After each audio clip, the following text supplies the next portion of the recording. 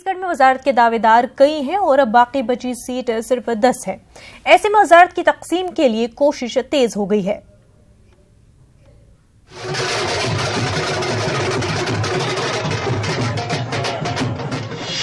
भूपेश काबीना में किसे मिलेगी जगह? कौन से 10 अरकान असेंबली बनेंगे वजीर? वजीर बनने की हसरत पूरी नहीं हुई तो क्या होगा? पद देने का सवाल है, मंत्रिमंडल का सवाल है। वो कांग्रेस पार्टी जो भी आदेश करेगा, राहुल गांधी जो भी आदेश करेगा, हम एक छोटे कार्यकर्ता है, कांग्रेस पार्टी का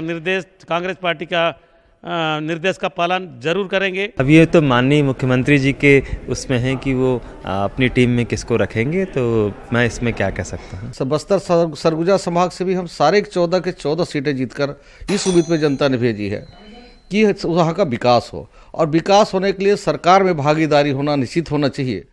वजीर बनाए जाने के सवाल पर कांग्रेस के इन तीनों अरकान असेंबली की राय अलग अलग है।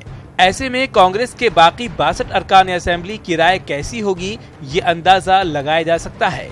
मगर नियम ने वजीर आला भूपेश बघेल के हाथ बांध रखे हैं, क्योंकि सूबे में वजीर आला समेत सिर्फ 13 वजीर हो सकते हैं, जिनमें से सीएम और 2 वजीर हलफ ले चुके हैं। अब सिर्फ 10 सीटें बची हैं और फिलहाल जो अरकान असेंबली रेस में चल रहे हैं उनकी तादाद 10 से कहीं ज्यादा है। दावेदारों की तादाद सीटों से ज्यादा है। ऐसे में वजीर आला अपने काबीना में किन दावेदारों को जगह देते हैं, ये देखने वाली बात होगी। भूपेश मंत्रिमंडल को लेकर कवायद तेज हो गई है और भूपेश मंत्रिमंडल में जल्द ही नामों की घोषणा हो सकती है। और इस बार जिस तरह से बहुमत मिला है कांग्रेस को, तो मंत्रिमंडल में भी काफी दिग्गज लोग शामिल हो सकते हैं।